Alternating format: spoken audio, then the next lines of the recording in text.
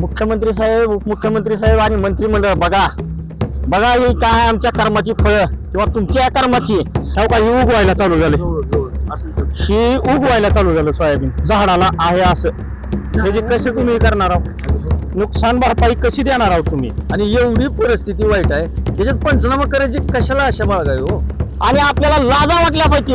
अरे पंजाब सरकारचं तर ही करा, आपण प्रगतशील महाराष्ट्र म्हणतो सगळ्या देशात. एक तर तुम्ही मदत करू नका, आणि मदत करायची असली तर मदतीच्या नावाखाली शेतकऱ्याची चेष्टा करू नका. 21,000 कोटी रुपये तुम्ही कुंभमेळ्याला देता आणि शेतकऱ्याला तुम्ही 2200 कोटी देता. लाजा वाटू द्या तुम्हाला. शेतकऱ्यावर सुरू असलेला आभाळाचा कोप थांबायचं नाव घेत नाहीये. धाराशिव मध्ये रात्रीपासूनच मुसळधार पाऊस आहे. गेल्या 8 दिवसापासून पावसानं होत्याचं नव्हतं झालंय आणि आता जे काही शिल्लक आहे ते सुद्धा सगळं पाण्यात आहे. आपण सोयाबीनच्या शेतात आहोत. खरं तर हे काढणीला आलेलं सोयाबीन आहे, मात्र हे काढायचं कसं हा प्रश्न आहे. या सोयाबीनतून अक्षरशः पाण्याचे पाट वाहत आहेत. एक पाऊल रुतवावं लागतो चिखलात आणि दुसरा पाऊल काढावं लागतो.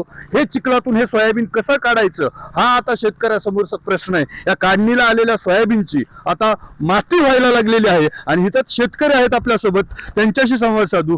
काय परिस्थिती रात्रीपासून पावसाची आणि सोयाबीनची काय परिस्थिती? मुख्यमंत्री साहेब, उपमुख्यमंत्री साहेब आणि मंत्रिमंडळ बघा बघा ही काय आमच्या कर्माची फळं किंवा तुमच्या कर्माची. आज सोयाबीनला 30-35 हजार रुपये एकरी आम्ही खर्च करतो. सोयाबीन काढायचं कसं? पाण्याचं लोट व्हायला लागलेत. सोयाबीनला तर काय एक तर ही दाना फुगलेला नाही. अवस्था अशी इतकी बिकट आहे आणि तुम्ही आम्हाला शेतकरी 8,500 मदत करता. आमचा खर्च 30-35 हजार व्हायला लागलाय आणि आपल्याला लाजा वाटल्या पाहिजे. अरे पंजाब सरकारचं तर ही करा, आपण प्रगतशील महाराष्ट्र म्हणतो सगळ्या देशात. तुम्ही म्हणतात की नंबर 1ला गुंतवणुकीत आपला महाराष्ट्र आहे. 3-3 लाख कोटीची गुंतवणूक व्हायला लागली. 9 लाख कोटीचं कर्ज करून ठेवले आणि शेतकऱ्या 86,000 कोटीचा तुम्ही हे करता. शक्तीपीठ महामार्ग 21,000 कोटी रुपये तुम्ही कुंभमेळ्याला देता आणि शेतकऱ्याला तुम्ही 2200 कोटी देता. लाजा वाटू द्या तुम्हाला. आमची तळमळीची विनंती आहे. शेतकरी संतापलेला आहे. ताबडतोब तुम्ही 8 ते 10 दिवसात निर्णय घ्या आणि शेतकऱ्याच्या खात्यावर दसरा दिवाळीच्या दरम्यान हेक्टरी 50,000 आणि संपूर्ण कर्जमाफी आणि आमच्या मुलांच्या शिक्षणाचं या वर्षीची पूर्ण फीस माफ करून टाका. खरंच तुम्ही महाराष्ट्रात दौरे करा, संकटग्रस्त शेतकऱ्याला धीर द्या, नाहीतर तुमच्या कोरड्या आश्वासनाला आम्ही भुलणार नाहोत. लक्षात घ्या, हा इशारा आहे निसर्गाचा आणि आमच्या शेतकऱ्याचा पण आहे. तुम्हाला विनंती तशीच तुम्हाला इशारा आहे. निसर्ग कोपलाय, पाऊस आहे रात्रीपासूनच, चिखल आहे सोयाबीनचा. किती खर्च केलता? हे निघल का आता काही? निघायचं तर लांब झालं. 5 महिने झालं पाऊसच बंद नाही. 5 महिन्यापासून पाऊस पडतो.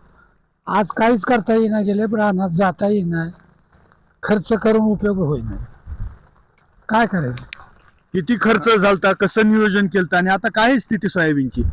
खर्च तर आता ह्यांनी सांगितलाच 30-35 हजार एकरी आणि शेतकऱ्याचं नियोजनच सोयाबीनच्या पिकावर असतंय. दिवाळी, लेकरांच्या शाळेच्या फीस आणि पुढचे गहू, ज्वारी, हरभऱ्याची जी पेरणी असते या सोयाबीन मधून येणाऱ्या उत्पन्नावरच अवलंबून असते.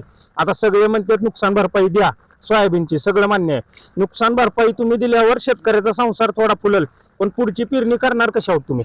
आता मी तुम्हाला ह्या झाडाच्या काही शांगा तोडल्यात हे काही दाखवतो. ह्या काही उगवायला चालू झाले. ही उगवायला चालू झालं सोयाबीन झाडाला आहे असं. हे जे कसे तुम्ही करणार आहोत, नुकसान भरपाई कशी देणार आहोत तुम्ही? बरं 8,500 काय होतंय? तुम्हाला ताडपदरी घ्यायची म्हणलं तर 3,000ला भेटायली आणि तुम्ही 8,500 नुकसान भरपाई देऊन करायला काय? मग त्याच्यापेक्षा तुम्ही नुकसान भरपाई नाही दिलेली चांगली आहे ना. एक तर तुम्ही मदत करू नका आणि मदत करायची असली तर मदतीच्या नावाखाली शेतकऱ्याची चेष्टा करू नका. व्यापारी वर्ग अडचणीत आला तर तुम्ही हजारो कोटी काढता आणि त्यांचं कर्ज माफ करता.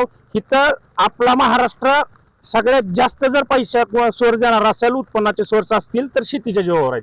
आणि तुम्ही ती जर कणा आता मोडत असेल आणि सरकार जर त्याच्यासाठी उभा राहत नसेल तर मग ह्या सरकारचा तरी काय उपयोग राहणार शेतकऱ्यांना?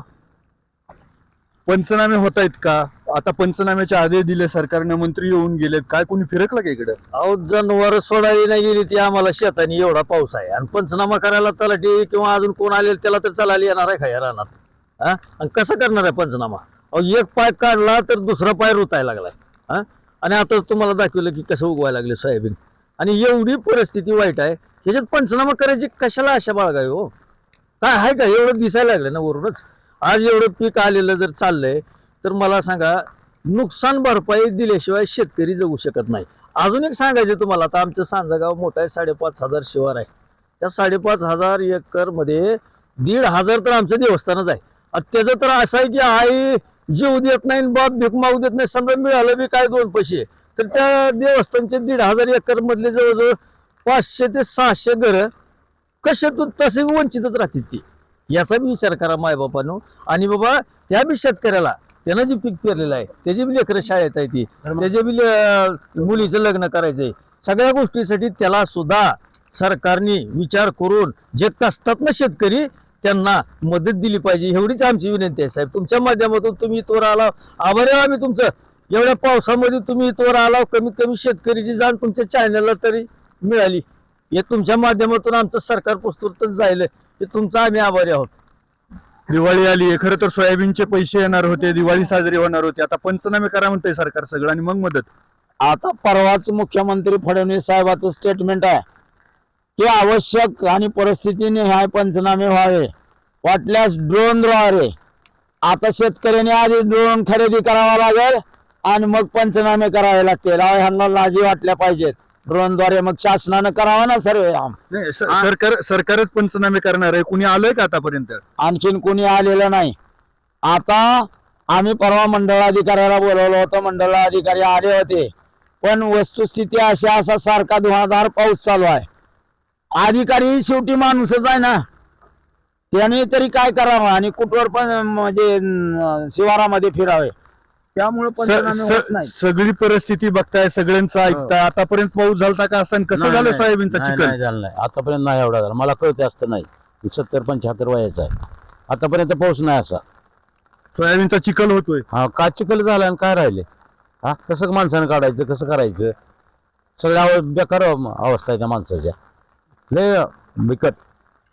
हा शेतकऱ्यांच्या समोरचा प्रश्न आहे. वरून पाऊस पडतोय, खाली चिखल, शेतामध्ये तळ्याचं स्वरूप आहे. हे काढणीला आलेलं सोयाबीन आता या चिखलातून काढायचं कसं? आणि काही शेतकऱ्यांनी म्हटलं सरकार मदत करेल, पण पुढची पेरणी करायची कशी, हा देखील मोठा प्रश्न आहे. त्यामुळे सरकारनं पुढे पेरणीसाठी ही मदत करावी, या पंचनाम्याची वाट पाहू नये आणि सरसकट मदत करावी अशी मागणी आता शेतकऱ्यातून होतीये.